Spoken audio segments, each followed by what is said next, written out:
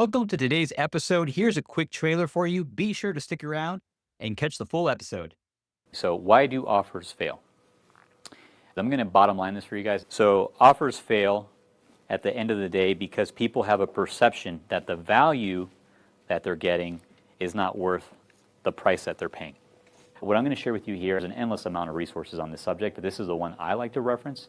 It's Dr. Robert Cialdini's book, Influence, and the 6 Weapons of Influence. A little context here on his book. I like where he came from when he wrote this book. He actually was writing it as an advocate for consumers.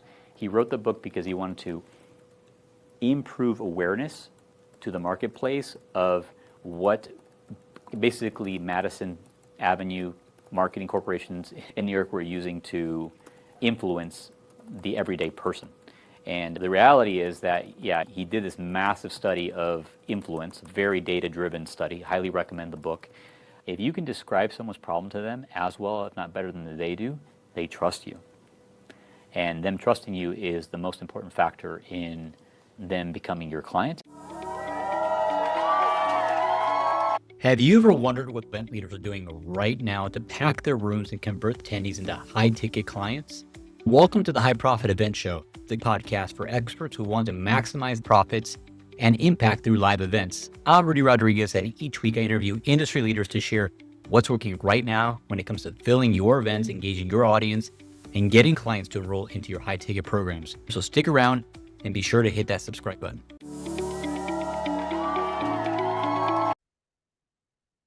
Good morning, good afternoon, and good evening. Welcome to today's episode. We have this very special mini-series that I put together here over the next several episodes.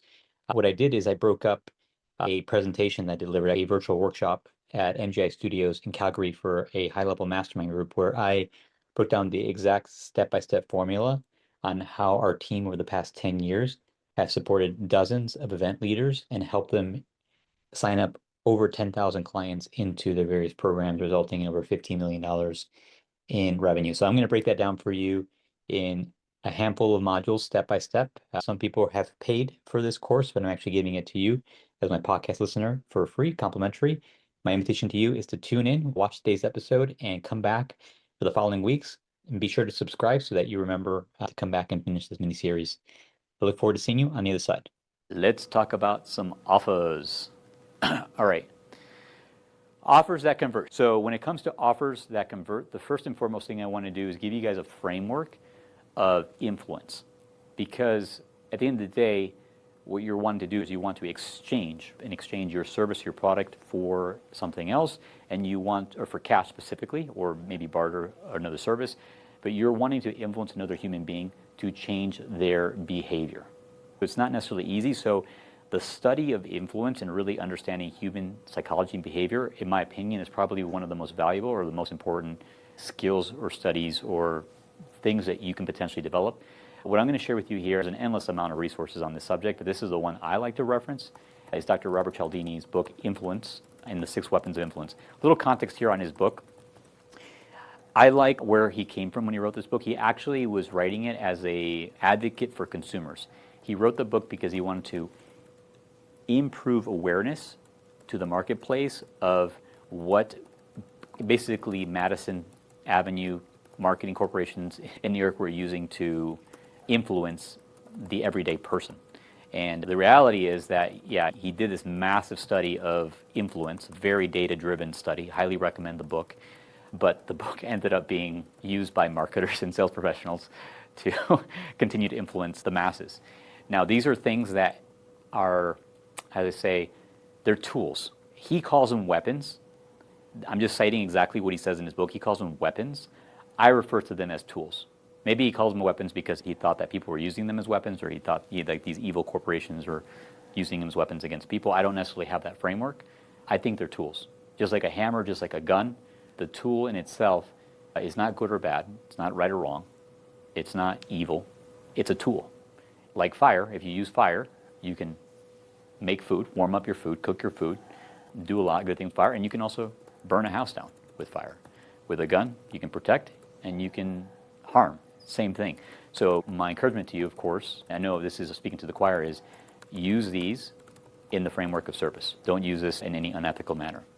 So first and foremost, of the 6 weapons of influence, I'll call them tools of influence moving forward, one is the law of reciprocity.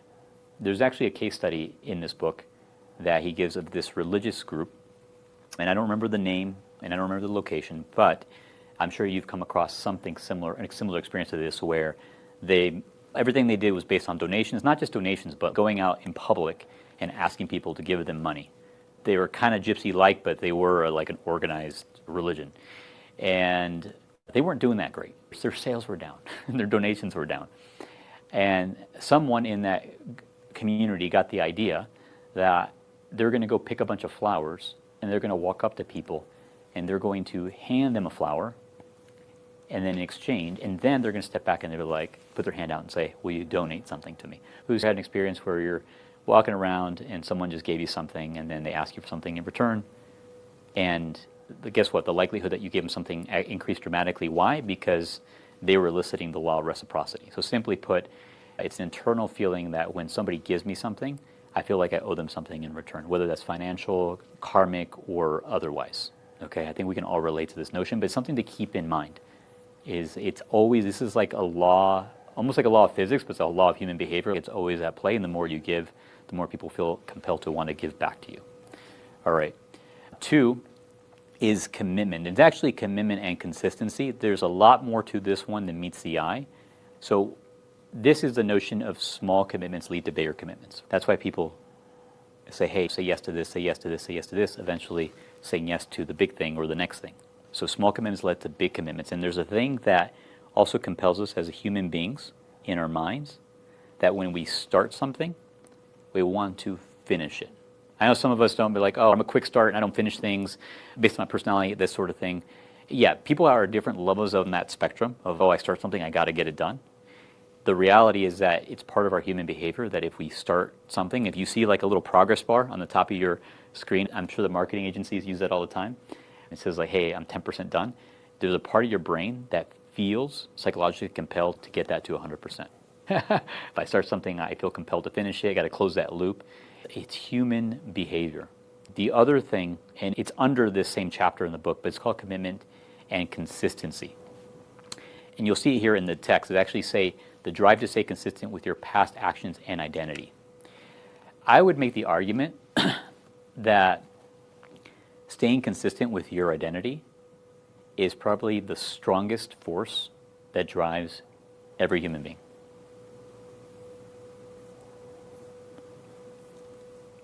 Making a shift at the level of identity is the most powerful thing that you can do for yourself or you can do for another human being, hopefully in a way that's more supportive of what your goals and objectives are. I'm not saying there's good or bad identity here, but at the end of the day, we revert to what is our thermometer based off of our identity. Who am I? Who do I believe myself to be in the world? And that also happens with your clients. When you're speaking to your clients, having an understanding of their identity, who they believe themselves to be, and who they desire themselves to be, and supporting them in making that level of identity. I know there's a whole world of how to go about doing that. I'm not going to do that in this workshop, but that is the most powerful thing that you can do for yourself, you can do for another human. In fact, you go to a lot of these personal development workshops, and that's basically what they're doing. Everything they're doing is leading to this notion of, I am a different human being. So that's why I'm seating with you guys to identify as being an event leader, because the more you identify with being an event leader, guess what? The more likely you are to do an event, the more likely you are to put yourself out there, the more likely you are to take that risk, the more likely you are to put this date on your calendar. Once you own that identity, those things occur as natural next steps. All right, social proof. Who has walked past a restaurant or a bar or some establishment and you saw a line outside and you just had the thought, man, that must be a good spot? It's an automatic response. It's a human thing where like, oh, somebody else has already done the work to figure out whether or not this is safe or this is good. And enough of them have figured it out, so I don't have to think about this, and I'm just going to go ahead and say, it's good, or I should get in that line too. It's pretty bizarre if you think about it. I know I've randomly gotten in lines without having no clue what line I was getting in because it was a long line, and I thought it must be good. So I reside in Puerto Rico, and there's this restaurant that's right across the street from me, and the owners are geniuses. Whatever they do, however they do it, they have a line that goes out the door, and I just see that line getting longer and longer and longer. It's not even like a fancy restaurant or anything. It's just like Puerto Rican food, but they engineer intentionally or unintentionally, so that people are standing in line outside, and I just sit there literally from the balcony and just watch people getting in that line, and it turns into this massive queue for some basic Puerto Rican food. It's crazy. So yeah, we have a tendency to want to do what other people are doing. How does this apply to you in your programs? Obviously, when people are considering working with you, the more validation and proof they have of other people that they identify with, they can relate to, the better. All right, let's go to the next one, liking. So people like people who are like them or like the way they want to be. I know it's like a tongue twister. People like people who like them or like the way they like to be. Say that 10 times fast. So we have a tendency to want to like others that like us. And there was a case study in this book of Influence, specifically where he interviewed or got the information. I don't know if he did the interview directly, but he referenced a study or an interview of a gentleman who had the Guinness Book of World Records for having sold the most number of cars. I don't remember if it was used cars or a combination new and used cars, but he held the record. It was however many thousands of cars and made millions of dollars selling cars. And he didn't own the car dealership. He sold cars. He sold the most cars than anybody else in the world. And then when he was asked, how did he go about doing it? He said, I have a system. He said, I have a system where, one, figure out what I like about someone when they come in, when I'm interacting with them, when they're coming in to look for a car. I take note of what I like about them. And what he would do is he would systematically send them a note in the mail. I don't know how often it was, but it was a systematic method. And he would literally put a note in the mail saying, I like you, or this is what I like about you. He would try to give a specific compliment or comment. Very simple. He just focused on figuring out what he likes about people and letting them know what they like about them. And guess what would happen? Well, one, if they gave a compliment, it lists the law of reciprocity, which you're seeing here, and then they would return it, and they would like him too, whether they expressed it or not. But they definitely, well, verbally, but they definitely would express it because they'd come back to him, and guess what? They'd buy a car. And as simple as that sounds, eliciting the law of likability and reciprocity in that way made him millions, probably tens of millions of dollars. So the invitation here is constantly ask yourself, what do I like, or at least appreciate, or at least respect about another human being? And how might I communicate that in an ethical way that's not like trying to flatter somebody, and that will improve your influence. Authority. It's another mental shortcut that we have. We have a tendency to just obey because somebody has a title, because somebody wears a uniform, and it's bizarre. In fact, there was a study that was in this book where I think it was done in California somewhere. They do a lot of these crazy studies in California, but they basically brought people in from the street. They paid them to do a study, and what they did is they had them go into this room behind one of those mirrored walls like they show in prison systems, where you can see the prisoner on the other side but they can't see you. Do you guys know what I'm referring to? Can you get the idea? All right. So they're standing behind this mirrored wall, and they have a guy there who's running the experiment, and on the other side of the mirror they have the person that's being experimented on. The truth is that was an actor, but the person that they were experimenting on was on the other side, and he was connected to like these strobes, kind of these wires. And the person that was doing the experiment would ask the person a question, and effectively, based on the person's response, he would then prompt the actual person who was being tested to push a button to shock that person. So, oh, they didn't answer correctly, push the button, shock that person, electrocute that person, push the button. And you better believe it, people push that button. So people push the button at first because the shock wasn't that strong. So they just started like a real mild, like a little buzz or whatever, and almost everybody pushes the button at first. But then the experimenter would slowly increase the voltage. It was an actor, so it wasn't actually shocking him, but he would increase the voltage, and then the person would push the button. At some point, people were like, oh, whoa, what's going on here? Like, I feel like I'm hurting this person. I don't want to push this button. I'm done with this experiment. At some point, there is a threshold there. So at some point, people gave feedback and would stop. They're like, no, I don't want to kill this person. I'm not here to execute someone. But here's the interesting thing about this experiment. What do you think the variable was that they tested here? They had a split test. They changed one thing. So here was the test. Lab coat is the difference, yes. So the person that was directing the experiment in one test wore a lab coat to make himself look like a physician. He had a badge and all of this stuff, looked like a professional, a doctor. And in the other experiment, He did not wear a lab coat, did not wear like the official uniform per se. That was the difference. And what they found is when the person who was directing the sprint wore a lab coat, the people that were pushing the button, their compliance went up dramatically, like dramatically. They stuck around much longer and they electrocuted the person at a much higher rate for a much longer duration. I mean, how bizarre is that? Think about that for a second. That is like how we're wired. Just let that sit. It's an automatic response. So know that this is always happening, whether it's you doing it to you or somebody's doing it or you're expressing that with someone else. And ultimately, scarcity. This is my favorite fun and cheap way of saying this. There's nothing more motivating to another human being than a rapidly diminishing supply of something that they want. And the example I'm going to give here, if you can relate to this or you remember this, toilet paper. Yes, I just said toilet paper and you guys remember exactly what I'm talking about. 2020, toilet paper was all of a sudden the thing. Couldn't find toilet paper on the shelves. People were freaking out. I mean, obviously that applies to food and all sorts of other things, but they couldn't keep toilet paper on the shelf due to COVID and the sort of thing. So people want things that are rapidly diminishing, limited supply. It's like this basic notion. So these are the 6 weapons, influence, or tools of influence sales. I want to make sure you guys have that in your back pocket. So why do offers fail?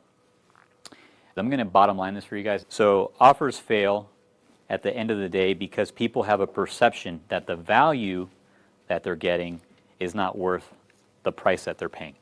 And what is value? And that's like an esoteric, we can sit here and talk about what is value. You should ask yourself, what is value constantly?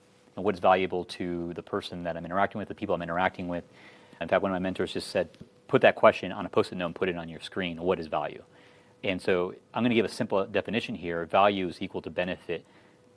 And I would say perceived benefit, or divided by price, because benefits vary depending on who's looking at the situation. So value is equal to benefit divided by price. At the end of the day, if I'm going to super bottom line this for you, your offer must be perceived as more valuable, which means the perceived benefit must greatly outweigh the perceived price. And that price could be in the form of money, could be in the form of time, could be in the form of risk.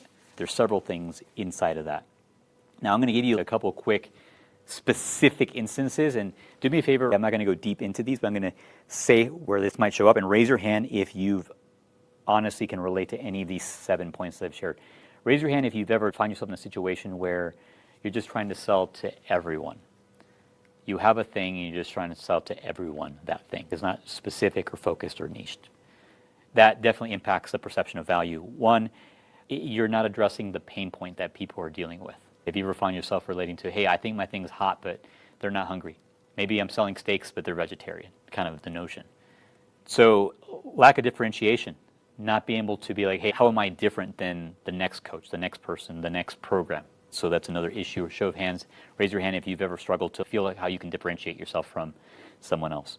Lack of speed. So at the end of the day, that people want that benefit as rapidly as possible and as low cost as possible. Unfortunately, if the perceived value is like, hey, I'm going to help you get your outcome, but it's only going to take 10 years, people are like, no, thank you. I'm going to go find that pill, that magic pill, which probably doesn't exist. But unfortunately, that's how humans think. That's why these weight loss drugs that are super hot right now, we don't know how they're actually going to impact people long term. But the reality is that right now, people are consuming them like crazy because they're getting the benefit right away. They're losing weight right away. And then uncertainty. What is the probability that I'm going to get the result or the outcome? If people don't perceive that they have a high level of certainty that they're going to get that result or outcome with you or with your service or offer, then that's a factor that influences them. And ultimately, risk reversal. People want to perceive that there is no risk or minimal risk to taking you up on your offer. At the bottom line, if your offer is confusing, people will delay buying. We want to keep things simple. We want to speak in the language of clients and the language of results and pain points.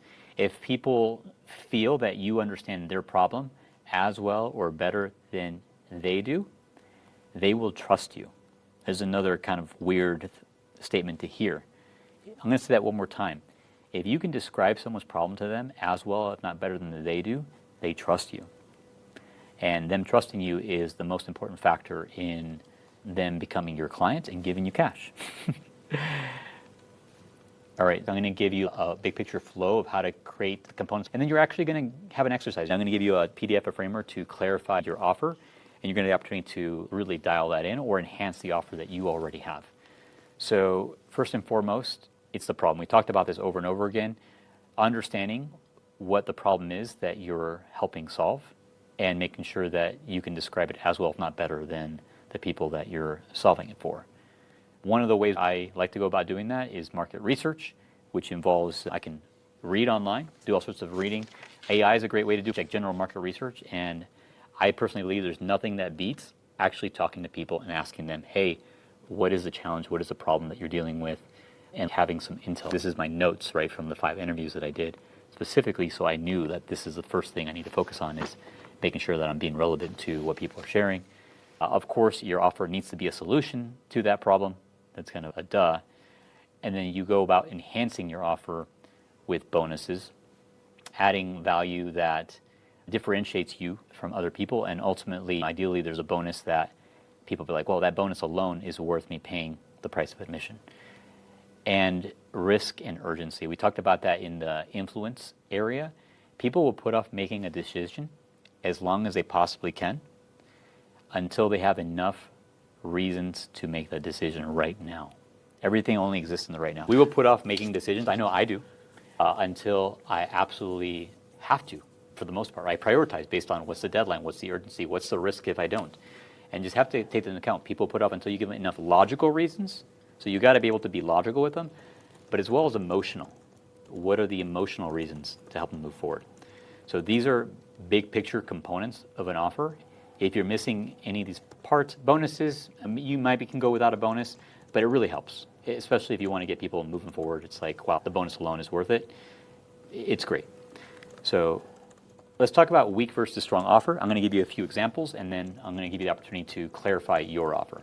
This is one of my favorite modules to cover. I'm going to cover it at a very high level. Come on, guys, come with me to the whiteboard. It's going to be fun. Come on. I keep whiteboards in journals and books. You can tell what I value by that. I was literally going through my parents' garage the other day, figuring out what I need to throw away, and I just can't bring myself to throwing away books and journals and whiteboards. There's this idea of your offer.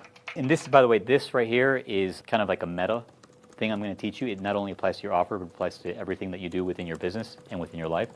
But it's this notion of abstract versus concrete, and also tangible versus intangible. So I'm going to give you a quadrant here. We're going to call this I for IT for intangible, not information technology, and T for tangible. And I'm going to say A for abstract, and C for concrete. Okay. So I'll make the argument that anytime that we're communicating, we're describing a person, place, or thing, or a situation, we're going to be describing things in one of these 4 categories. Obviously, there's kind of the intersection of these. Let's call it 1, 2, 3, 4. Let me give an example. I'm going to say a word. Let me know which quadrant you think it is. Again, remember, this would be abstract and tangible would be over here. This would be concrete, and then this would be intangible over here. So I'm just going to say a word. I'm going to say the word food.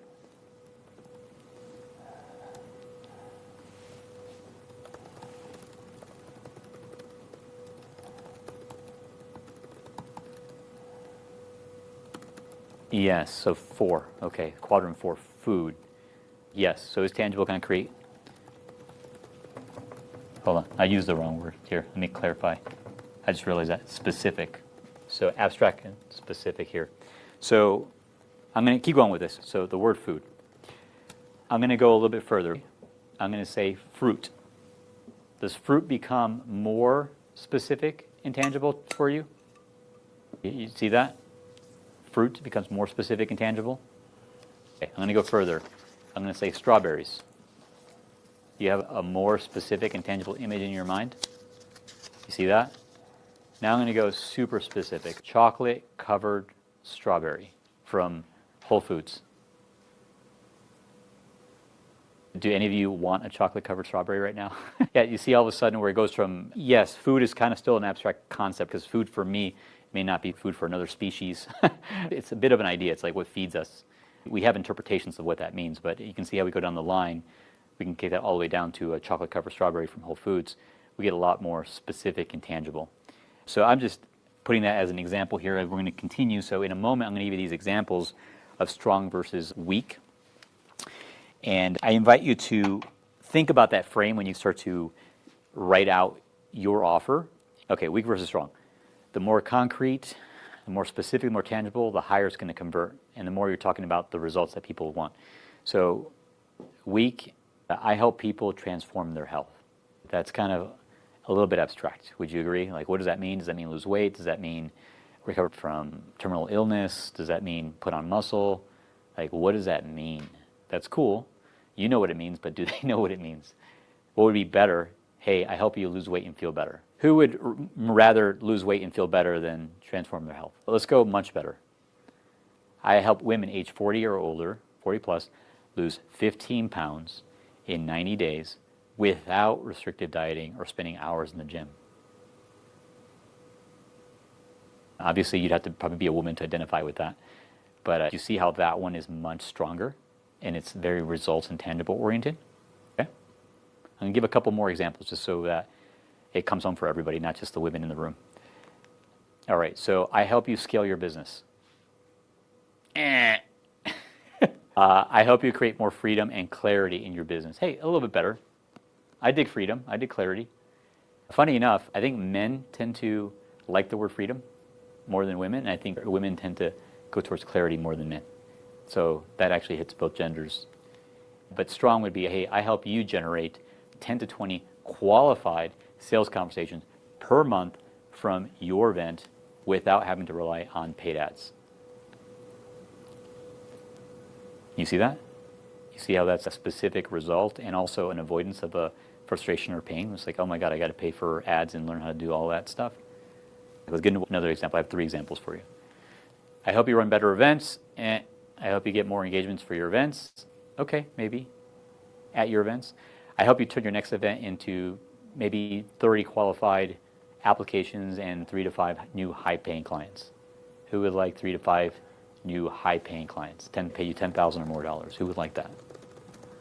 Okay, see how that gets more specific there. All right, now it's your turn. I'm going to put a PDF, and you're just going to follow the prompts. It's just going to ask you a series of questions to clarify your offer and how to frame it in a way that's like specific, tangible, and relevant to your particular audience. It's called the Offer Clarity Worksheet. And let me get you to read it out loud to you, so let me frame it so you guys know what's going to be on it in case somebody can't click on it. So you're going to ask yourself, where is your current offer? Is it in the scale of like abstract versus specific and tangible? Kind of gauge yourself. Just kind of write out, very specific, just like, hey, this is who I help, this is how I help them. I just kind of make that sentence just like you saw in the example. And then how might you make it more concrete? How might you make it more specific, more results oriented? And then also encourage you to add a time frame. Like, hey, I help them in 30 days, 90 days, whatever that might be or less. And then just some prompting questions in there to help you clarify it and perhaps make it a little bit stronger. And then the 7th step is just test your offer. Hey, can I clarify that even more? And then just give yourself a rating 1 to 10. So all of that will be in the worksheet. And then I just encourage you to write this in your journal. Congratulations on completing the most recent episode of the podcast. I have a special gift for you.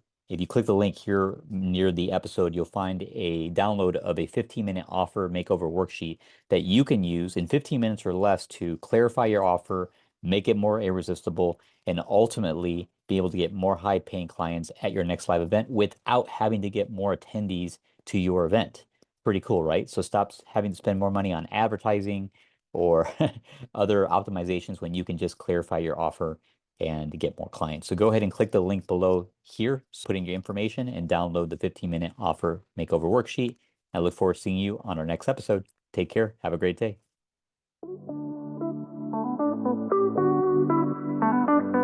Thank you for listening to the High Profit Event Show. If you are a seminar leader or thought leader or event service provider who has led or supported profitable, successful events to over 100 people, and you've been effective at enrollment into your high-end coaching, education, mastermind type programs, We're looking for guests. Love to have you on the show. You can go to our website, virtualentsalesteam.com, click on the podcast tab, and submit an application to be on our show. Also, if you found the show to be valuable, share it with someone who you think might benefit from it. Take a moment, please leave a review, and also subscribe if you haven't already. And lastly, if you have an upcoming event, whether it be virtual or in person, and you'd like to have a conversation about how to fill your coaching, education, mastermind programs fast using events, you're welcome to book a complimentary 15-minute consult with either myself or a member of my team on our website, virtualentsalesteam.com. Again, this is Rudy Rodriguez, and congratulations on investing the time to listen to this episode. I hope it's been valuable. Have a great day.